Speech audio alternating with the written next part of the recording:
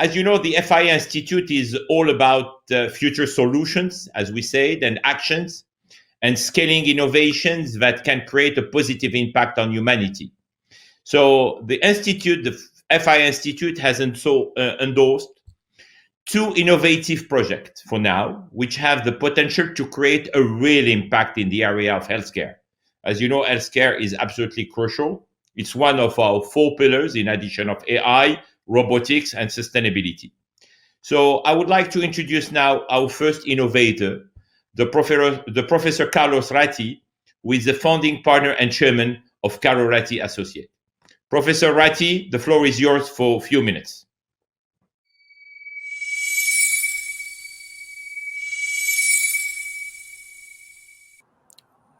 Thank you, Richard. Thank you very much. So great to be with all of you right now. I want to tell you about a small project we've been working on over the past 4 weeks. And, we started from a question. It's a question that somehow was echoed also this morning, also today in by different people. It's about, how to learn from the crisis. Rahm Emanuel used to say, never let a crisis go to waste. And so how can we actually use the crisis as a moment when everything changes around ourselves in order to rethink what we do, to do it better, and also to contribute with our skills to the crisis.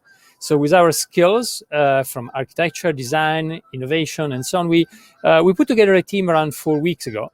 And we started looking at a key issue today, which is about ICUs, intensive care units. Actually, if you look at the first slide, I think it's coming up right now. And, today, the way you do it, we've been looking at a lot of makeshift hospitals, tent hospitals. But the problem there is that you don't create safe conditions for healthcare professionals, for doctors and nurses working there. Also, the other problem is that even a tent hospital, it's not easy to move from one city to another one. At the moment, for instance, I'm in the US, in New York, we've got too much capacity in terms of ICUs, but in other cities, we actually need to build that capacity. It's not that easy to move things around. And so we thought about what about using an infrastructure which is already ubiquitous, and it's part of the global logistics infrastructure, which is shipping containers, to create shipping containers with negative pressure, which means they do biocontainment, the virus cannot get out. And so we get very quickly an ICU that can be deployed in a city and then in another city. So there's a few images here you can see. So basically, the virus spreads, we need to build up ICU capacity.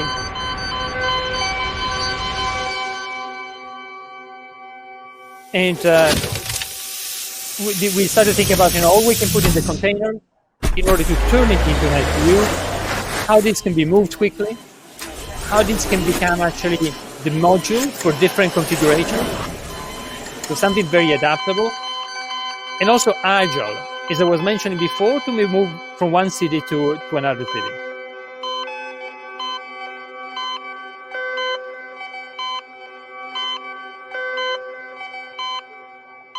So we just started 4 weeks ago. We decided we're going to do all of this in a way that's open source, so everybody can actually access the drawings, non-profit, of course. And so we started sharing it. The community grew very fast. In a couple of weeks, we had around 100 people globally helping with this. Today is over 1,000 people who've been contributing in different ways to the project. There's a bunch of people around the world actually fabricating these kind of Curapods. That's in the Emirates, that's in Canada, it's in the United States, in other parts of the world. And ourselves as well, we built the first unit that since a couple of days actually has two coronavirus patients in northern Italy. So I want to show it to you. These are the first pictures. Yes, the first pictures just taken, I think, yesterday or the day before yesterday of the unit as it was being installed. This is the inside. And so, the interesting thing is that this is really already naturally scaling up globally. And I think it is something that also, after the present crisis, can really help a lot, especially in the global south. There's entire countries where the ICU capacity is less than actually just one city in the United States or Europe. And so by doing this, we can actually, together, in an open source way, help scale ICU capacity globally, especially where it's needed most. So I want to finish with this kind of last slide about the call to action. Feel free to share this. The World Economic Forum has been, really, really helpful in bringing together different stakeholders for the project, and really let's try to do it so that we can help with the crisis and also build that capacity for the future. Thank you very much, Richard. Back to you.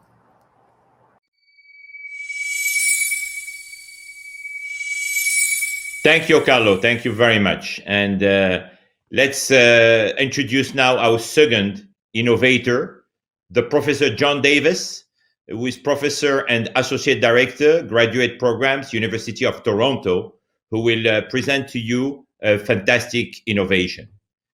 So, John, the floor is yours.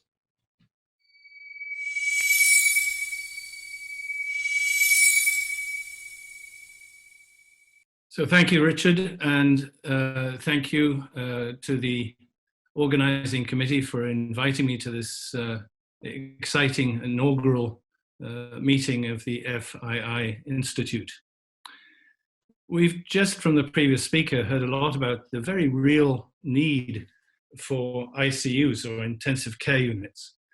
But I want to take you inside the intensive care unit and talk about something which is very important with regard to the patient.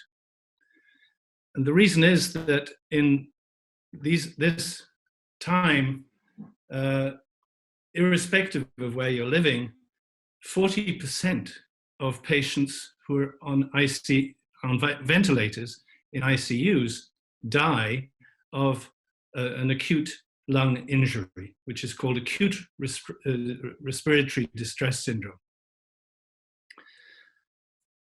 or ARDS. ARDS is an inflammatory storm. It essentially knocks out the immune system of the recipient. They can't recover, and they succumb to the injury. This is what kills people with COVID-19 in ICUs, just as it kills other people in ICUs around the world. And until recently, there was no treatment or cure for this devastating disease. But recently, information has emerged that a very special type of stem cell is capable of rescuing people from this inflammatory storm in the lungs. They can get off the ventilator, and then they can recover to their normal health. My company, TRT, discovered some years ago the most rich source of these very special stem cells. And we harvest these cells from the human umbilical cord. As you know, the human umbilical cord is actually disposed of at the time of birth. So this is tissue which is considered medical waste. So not only do we have an abundant source of these cells, but they are non-controversial because they're coming from medical waste. And as we all know, babies heal more quickly than adults. Why? Because their cells are more physiologically active than cells from adults. So these cells from the umbilical cord have that advantage too of being neonatal and biologically very active. But this TRT technology from my company has two other advantages. First of all, it's easily scalable. In other words, we can generate enough cells from umbilical cords to treat not just hundreds, but potentially thousands of patients. And secondly, we've already shown that we can deploy this technology to different countries in the world. So now you can imagine that we can move the technology to different locations, train people locally to enable them to treat their patient population locally in their local ICUs and rescue them from this devastating disease. So what we need to do is to find partners, global partners, to enable us to make these distribution of our technology, but particularly also some financial support so we can support a first clinical study to get these cells into COVID-19 patients. Speeding up that clinical study will be very important because not only will we be able to demonstrate the efficacy of this technology, but we'll be also able to upgrade our R&D efforts and allow us to generate opportunities to get these cells into other areas of modern medicine. So this stem cell technology represents an exciting and visionary opportunity, which is at the leading edge of 21st century cell therapy-based medicine. And this has a potential to have a profound benefit to world health and to humanity. Thank you very much for your attention. Back to you, Richard.